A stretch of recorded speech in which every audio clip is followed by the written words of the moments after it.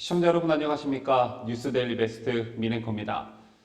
본의 아니게 개인적인 일로 일주일간 아침 종합 뉴스를 진행하지 못한 점 정말 송구스럽게 생각합니다. 지난 4년간 주말과 공휴일을 제외하곤 빠짐없이 여러분들의 아침을 책임져 왔는데요. 개인적으로 불가피한 일이 생겨서 지난 한 주 뉴스를 진행하지 못했습니다. 때문에 개인적으로 마음이 편치 못했는데 더욱더 노력하는 모습으로 일주일간의 공백을 만회하도록 하겠습니다. 2021년 새해를 맞아 설 연휴가 끝나고 새 출발하는 마음으로 구독자 여러분들께 새로운 모습을 보여드리기 위해 나름의 준비를 해왔습니다. 큰 변화는 아니지만 그간 여러분들께서 저희들에게 피드백을 주셨던 부분들을 방송에 반영하려고 하는데요. 우선 저희 뉴스데일리 베스트의 메인인 아침 종합 뉴스는 시간을 앞당겨 아침 6시에 시작합니다. 저희가 구독자님들과 직접 소통할 수 있는 장점을 그대로 살려서 실시간 채팅이 가능한 생방송으로 진행됩니다. 다만 기존의 4, 50분 분량의 영상 길이를 다소 줄여 30분 정도로 하려고 하는데요. 여러분들께서 하루를 시작하시면서 꼭 아셔야 할 뉴스의 핵심을 축약해 전달해 드리도록 하겠습니다. 아침 뉴스 분량을 줄이게 되면서 방송을 준비하는 체력적인 부분과 시간적 여유가 생긴 부분을 이용해 낮에도 방송을 할 계획입니다. 그간 하루에 한 개 아침 종합 뉴스만 진행하다 보니 영상 노출 빈도수가 너무 적고 다수의 구독자님들께서도 영상 개수를 좀 늘려라라는 지적이 있어 왔는데요. 저희도 낮 시간 동안 나오는 이슈를 즉각적으로 대응해 구독자 여러분들께 전달해드리지 못하는 점이 두고두고 많이 아쉬웠습니다. 아침 종합뉴스가 전체적인 뉴스를 전달해 드린다면 낮 시간에 업로드될 영상은 하나의 이슈를 집중적으로 분석해 저와 우파거리 따로 진행하는 방식의 영상이 될 텐데요. 이렇게 되면 아침 종합뉴스를 포함해 하루 동안 서너 개의 영상으로 여러분들을 자주 찾아뵐 수 있을 듯합니다. 여기에 대해 코로나가 진정 국면에 접어들면 집회 현장이라든가 곳곳에서 활동하고 있는 자유우파 시민들의 활약상도 현장에서 생방송으로 여러분들께 전달해 드리도록 하겠습니다. 뉴스데일리 베스트가 여러분들과 함께한 시간이 횟수로는 6년, 기간으로는 4, 5년이라는 시간이 흘렀습니다. JTBC의 태블릿 PC 보도가 나온 뒤 국회 탄핵소추안 발의와 통과, 또 헌법재판소의 대통령 파면 결정, 그 짧은 4, 5개월의 시간 동안 대대적으로 펼쳐진 태극기 집회, 그 힘든 시간들 속에 저희 뉴스데일리 베스트는 여러분들과 함께 호흡해왔습니다. 그때 생성된 유튜브 채널들이 소위 우파 유튜브 1세대라고 할 수 있는데요. 시간이 흐른 지금 그때의 1세대 우파 유튜브 채널 중엔 없어진 채널들도 있고 운영상의 어려움으로 명맥을 간간히 유지하고 있는 채널들, 또 눈부신 발전을 보여주고 있는 채널들도 있습니다. 그리고 탄핵의 광풍이 지나고 문재인 정권이 들어섬에 따라 이른바 반문이라는 기취, 그리고 우파라는 깃발을 내걸고 새롭게 생겨난 채널들도 많이 있습니다. 언제 생겨났든 또 어떤 목적을 가지고 방송을 하던 구독자 층이라는 게 생겨나기 나름이고, 그렇게 모이게 된 구독자들의 관심 속에서 채널이 성장하게 되는데요. 여기서 말하는 관심이란 격려와 응원, 그리고 성원도 있고 비판 또한 관심의 일부분일 것입니다. 이런 의미에서 저희 뉴스데일리 베스트는 저희가 가진 능력과 재능에 비해 분에 넘치는 관심과 사랑을 받아왔습니다. 제가 유명인도 아니고 특별한 재능을 가진 사람이 아니었기 때문에 더욱 그랬습니다. 여러분들께서 보내주시는 응원과 성원이 방송을 지탱하는 커다란 원동력이 되지만 때론 큰 부담으로 작용하기도 했는데요. 아침 방송을 준비하며 주말을 제외하고는 밤을 꼬박 새워야만 했습니다. 아직 젊기 때문에 5일 밤을 연속으로 샌다는 것에 큰 부담이 없었고 체력적으로도 버틸만 했는데 이런 생활이 3, 4년이 지속되다 보니 건강에 적신호가 오기도 했습니다. 하지만 저를 진짜 힘들게 한 건 육체적인 부분보다 정신적인 부분이었습니다. 대통령 탄핵 이후 약 4년이 지난 지금 대한민국 자유우파는 과연 무엇을 반성했고 무엇을 개선했으며 또 무엇을 성취했나를 생각하면 딱히 떠올려지는 게 없습니다. 이해찬 더불어민주당 대표는 2018년 전당대회 당시 이른바 20년 집권론을 부르짖었습니다. 당시 이해찬은 1800년 정조대왕 이후 김대중 노무현 정권을 빼면 약 210년 동안 개혁 세력이 집권한 적이 없다며 그 역사를 수구보수 세력의 집권기로 규정했습니다.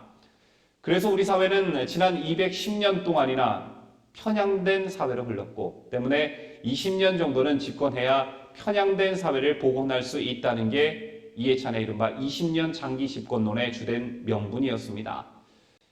당시 이런 이해찬의 터무니없는 주장에 많은 분들이 그냥 한 정치권의 요설 정도로만 치부하셨을 겁니다.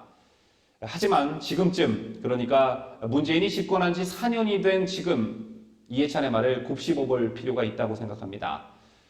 우리나라가 삼권 분립의 나라라는 걸 모르는 국민들은 없을 것입니다.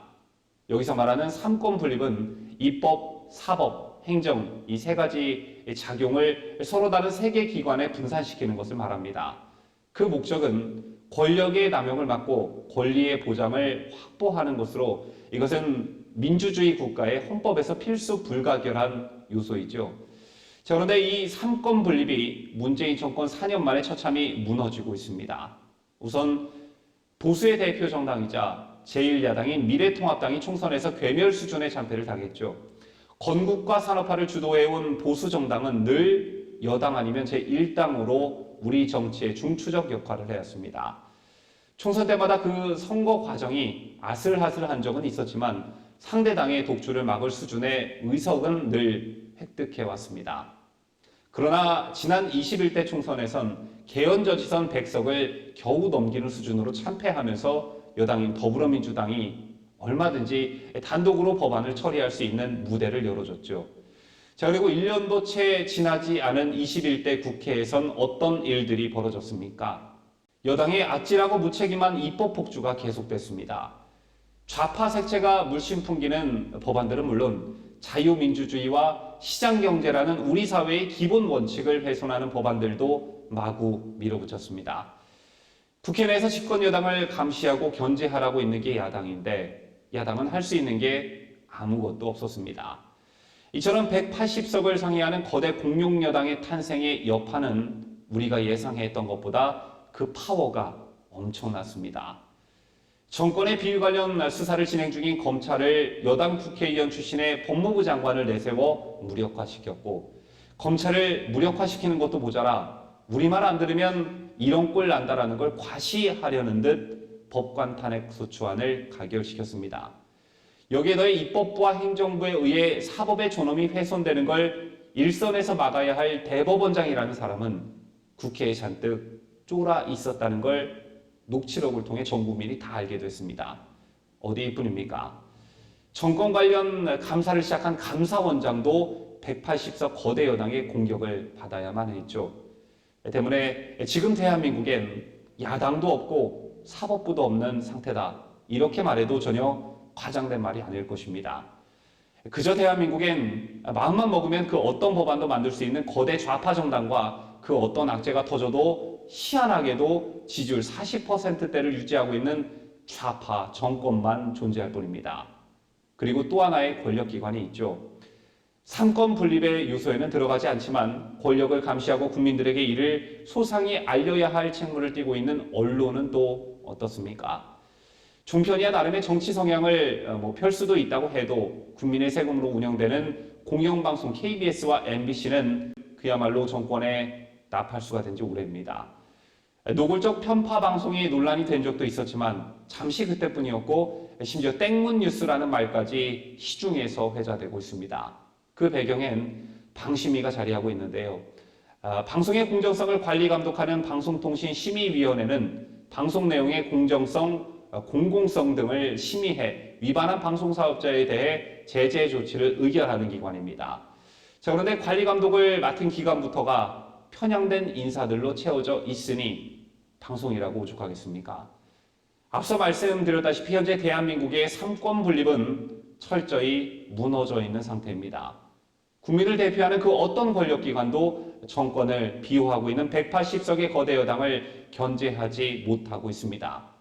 그렇다면 대한민국은 이대로 무늬만 자유민주주의 국가이고 그 속은 사회주의 색채를 띠는 국가로 전락하고 마는 것일까요? 아직 포기하긴 이릅니다. 이제 남은 건 단 하나, 바로 국민 여러분입니다. 너무 식상한 말처럼 들리시겠지만 자유민주주의 국가의 지속 여부의 첫 번째 조건은 바로 깨어있는 국민입니다. 그런데 문제는 문재인 정권이 국민들을 자기들 입맛에 맞게 길들여 놓고 있다는 데 있습니다. 지속적으로 선거 때마다 포퓰리즘이라는 마약을 국민들에게 투입하고 있죠. 코로나 사태로 삶이 힘들어진 국민들을 긴급재난지원금이라는 달콤한 사탕으로 유혹하며 표심을 자극해왔고 앞으로도 그럴 것이 자명해 보입니다. 의무는 줄이고 혜택을 더 주겠다는데 당장 싫어할 국민은 없겠죠. 그러는 사이 벌써 나라의 재정엔 구멍이 나 있고 국민들은 서로 돈을 많이 달라고 아우성입니다. 이게 바로 나라가 망하는 징조라는 것도 망각한 채 말이죠. 국민이 정치보다 앞선 생각을 가지고 있다면 포퓰리즘을 단호히 거절하고 또 심판해야 합니다. 베네수엘라와 그리스가 왜 망하게 됐는지 우리는 두 눈으로 똑똑히 지켜봤습니다. 이런 의미에서 올해는 반드시 국민 여러분들이 환상에서 깨어나야만 합니다. 그래야 내가 살고 나라가 삽니다. 특정 정치 세력의 폭주를 막을 유일한 방파제는 깨어있는 국민들이기 때문입니다. 여러분들 잘 알고 계시는 최장집 고려대 명예교수는 좌파 성향의 정치학자입니다. 아마 현 정부의 상당수 인사들도 최 교수의 영향을 많이 받았을 것입니다.